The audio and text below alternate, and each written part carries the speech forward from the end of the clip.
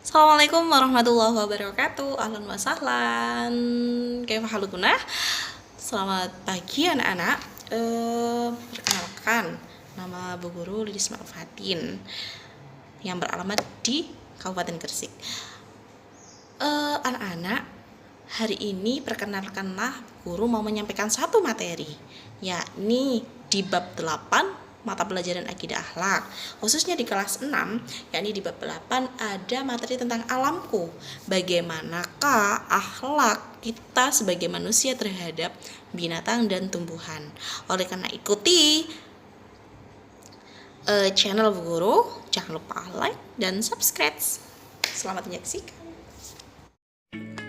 Assalamualaikum warahmatullahi wabarakatuh. Ahlan wa sahlan anak-anak. Selamat pagi, masih bersama kami Ibu Lilis Ma'rufatin. Hari ini kita belajar tentang mata pelajaran akidah akhlak ya, khususnya kelas 6 di bab 8, yakni materi tentang alamku, bagaimana akhlak terhadap binatang dan tumbuhan. Tetap ikuti di video pembelajaran kali ini ya. Tapi sebelum pembelajaran ini kami mulai perkenalan dulu ya, biar nanti tidak lupa dengan sosok suara yang mengisi. Perkenalkan, nama Ibu Lilis Ma'rufatin, alamat di Petisari Mbak Sari Dukun Gresik. Kalau pernah melihat di jalan tadi mana disapa ya. Karena tak kenal maka tak sayang, makanya kenalan dulu buat memberikan stimulus rasa sayang akan pelajaran atau materi pada hari ini. Islam adalah agama yang begitu sempurna ya nak. Islam itu tidak hanya mengajarkan umatnya tentang bagaimanakah berakhlak kepada Tuhan penciptanya, bagaimana berakhlak kepada sesama manusia. Islam itu juga mengajarkan umatnya bagaimana berakhlak kepada alam lingkungannya, hewan, tumbuhan, bahkan benda mati sekalipun. Alam ini diciptakan oleh Allah Subhanahu wa taala dan menjadi milik Allah. Semua memiliki ketergantungan kepadanya. Miliknya lah semua yang ada di langit dan yang ada di bumi. Namun demikian Allah mempercayakan alam ini kepada manusia untuk dikelola dengan sebaik-baiknya. Binatang, tumbuhan, dan benda-benda yang ada di bumi semuanya diciptakan oleh Allah untuk manusia. Manusia itu harus bisa menjaga, memelihara, dan mengelolanya agar ia dapat memenuhi kebutuhan hidupnya, sehingga manusia yang menjalankan tugasnya sebagai khalifah Allah di muka bumi, yang demikian pula diyakini setiap muslim. Keyakinan ini akan menyadarkan bahwa semua adalah umat Allah yang seharusnya diperlakukan secara wajar, baik dan bertanggung jawab. Manusia tidak berhak merusaknya. Jika terjadi bencana alam berarti akibat ulah perbuatan manusia yang tidak bertanggung jawab dan tidak mengindahkan ajaran agama tentang berinteraksi atau berakhlak dengan lingkungannya. Dalam Quran surat Ar-Rum ayat 41 sampai 42 yang berbunyi, A'udzu billahi minasyaitonir rajim. Bismillahirrahmanirrahim. Dhaharal fasadu fil barri wal bahri bima kasabat aydin nas liyudhiqahum ba'dalladhi aminu la'allahum yarji'un. Qul siru fil ardi fanzuru kaifa kana 'aqibatul ladina min qabl kana aktsaruhum musyrikin, yang artinya telah tampak kerusakan di darat dan di laut disebabkan karena perbuatan tangan manusia.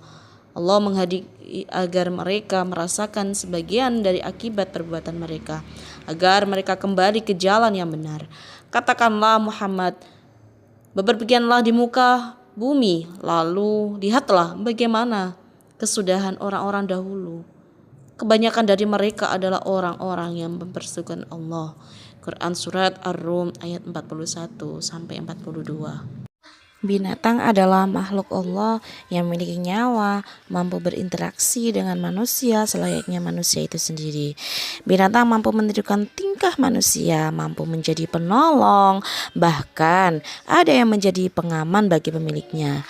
Ini menandakan ada kesamaan dengan manusia, maka oleh karena itu kita juga harus memiliki kasih sayang terhadap binatang dengan cara tidak menyakiti, bahkan membunuh itu jika tidak diperlakukan.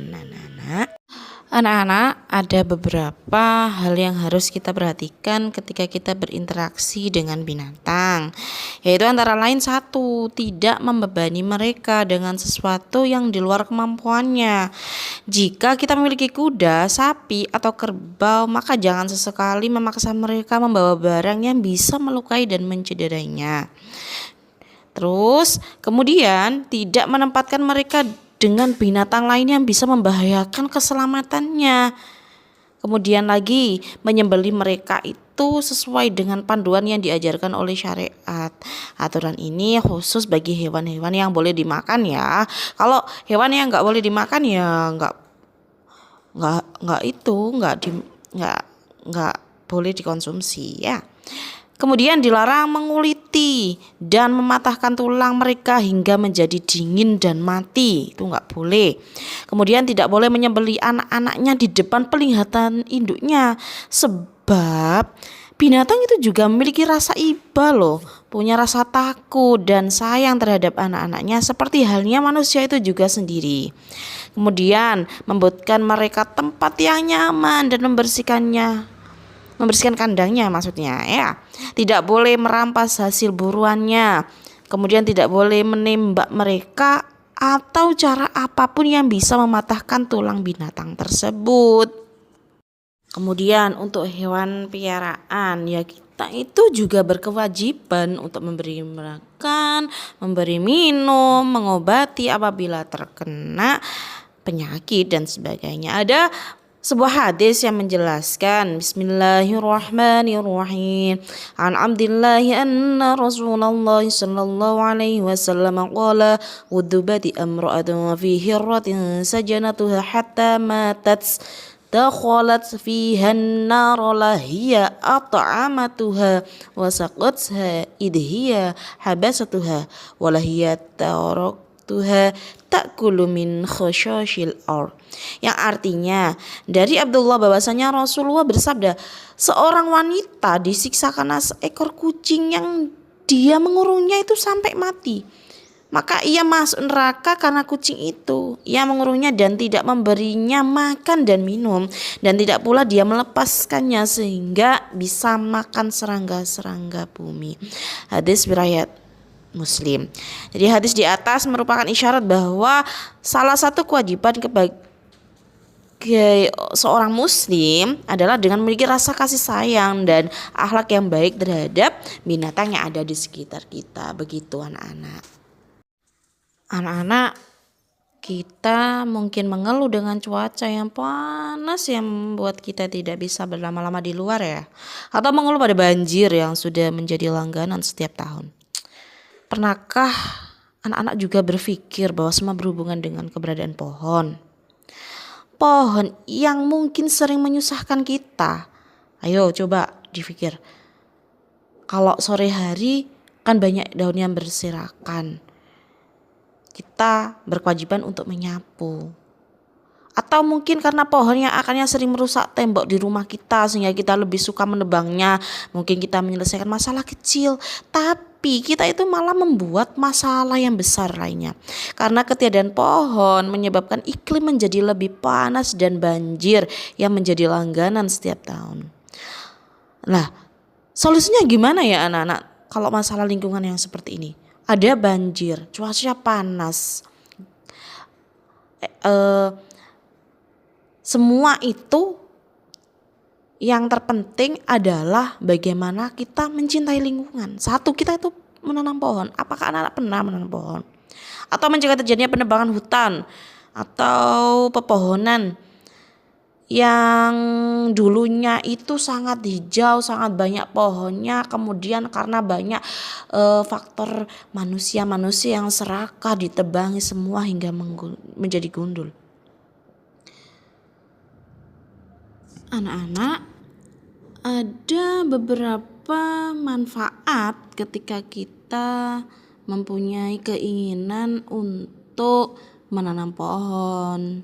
Salah satunya mengurangi pemanasan global. Anak-anak pernah dengar tentang pemanasan global? Gimana cuaca yang semakin panas hanya bisa dikurangi dengan menanam pohon. Pohon itu akan mengurangi emisi karbon sehingga jumlah karbon yang meningkat sebagai penyebab terjadinya pemanasan global. Pohon akan menyerap karbon dan polusi dari udara ini. Yang kedua, anak-anak, yakni mengurangi banjir. Pohon itu tandon air alami. Jadi ketika kita menanam pohon akan menambah tandon air alami sehingga bisa mengurangi air yang melimpah selama musim hujan. Yang ketiga, yakni menurunkan pencemaran lingkungan. Jadi pohon itu berfungsi menyerap karbon dioksida dan menghasilkan oksigen sehingga keberadaan pohon akan mengurangi polusi dan pencemaran yang ada di lingkungan kita. Kemudian meningkatkan kualitas hidup. Apa ya anak-anak? Oh, ternyata pohon itu menciptakan keindahan, kesejukan, dan ketenangan. Dengan demikian pohon dapat meningkatkan kualitas hidup bagi yang tinggal di dekatnya. Banyak rumah sakit itu yang sekarang mulai menanamkan pohon di sekitar ruangan rawat inap. Karena apa? Akan mempercepat proses pemulihan dan pasien menjadi cepat sembuh.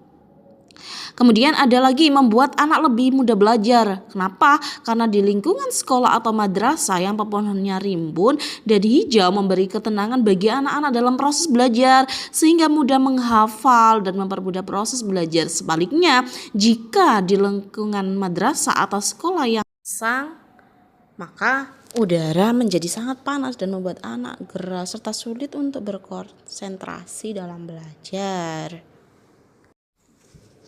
Tanaman dan hutan menjadi paru-paru dunia. Jadi jangan sampai anak-anak itu merusak dan tidak memeliharanya. Karena akibat rusaknya tanaman dan hutan akan menyebabkan terjadinya musibah dan bencana di sekitar kita. Nah, salah satu ancaman pelestarian hutan adalah adanya pembalakan liar atau penebangan liar yang disebut dengan illegal logging. Illegal logging adalah kegiatan penebangan, pengangkatan, dan penjualan kayu yang tidak sah dan tidak memiliki izin dari penguasa setempat. Peristiwa ini terjadi di sekitar perbatasan wilayah tertentu. Nah, ketika terjadi penebangan pohon yang dilakukan secara brutal, secara liar, ini ada mengakibatkan dampak buruk terhadap manusia dan kehidupannya. Di antara dampak buruk dari penebangan pohon secara liar tersebut, yakni kita lihat sama dari gambar yang ada, itu adalah apabila terlalu banyak hujan, maka akan terjadi longsor. Karena apa? Tanah tidak mampu lagi menahan air seluruhnya tanpa bantuan dari akar pohon. Maka yang terjadi adalah tanah tersebut menjadi longsor, menjadi bencana, rumah, kendaraan, hewan semuanya akan tertimbun tanah tersebut. Nah, dari yang tadi ketika banyak musim kemarau, ketika nggak ada pohonnya, maka akar pohon yang biasa menyimpan cadangan air itu tidak ada, maka tanah menjadi gersang. Kemudian yang terjadi adalah pemanasan global atau global warming yang akan mengakibatkan menipisnya lapisan ozon di muka bumi ini. Nah, ini halnya adalah berbahaya untuk kehidupan manusia. Karena apa? Udara akan semakin panas sekali. Kemudian dari beberapa akibat adanya penebangan hutan atau penggundulan hutan, maka akan memicu punahnya hewan-hewan yang tinggal di di hutan, karena tempat tinggalnya atau hutan itu sudah habis ditebang oleh orang-orang yang tidak bertanggung jawab, maka otomatis hewan yang berada di lingkup hutan akan punah. Banyak, entah itu dari tanah longsor, banjir bandang, ataupun kebakaran hutan, maka hewan-hewan yang berada di hutan akan lambat laun memunah ataupun habis. Nah, anak-anak, untuk materi bab ini sudah mulai sedikit difahami ya, sedikit-sedikit kita belajar bersama. Lah, karena beberapa peristiwa yang terjadi di alam kita, banyak musibah, entah itu yang kemarin terjadi yang paling besar adalah banjir bandang yang berada di Aceh, itu pun karena illegal logging ataupun juga karena penebangan hutan secara maksimal, yang notabene-nya dulu hutan itu hijau alami, ternyata karena keserakahan oleh beberapa oknum manusia sehingga terjadi penggundulan hutan. Nah, pesan kali ini Bu Guru yakni kita hidup berdampingan, entah kita manusia berdampingan dengan alam, tumbuhan ataupun hewan, maka senantiasanya mari kita lestarikan, kita jaga dengan baik, karena kita tidak bisa hidup sampai detik ini tanpa adanya simbiosis mutualisme kita sebagai manusia dengan tumbuhan dan dengan hewan. Cukup pelajaran kali ini nak, kurang lebihnya Bu Guru mohon maaf yang sebesar-besarnya. Tiada gading yang tak retak dan kerendakannya menunjukkan keaslinya. Akhirul kalam. Assalamualaikum warahmatullahi wabarakatuh.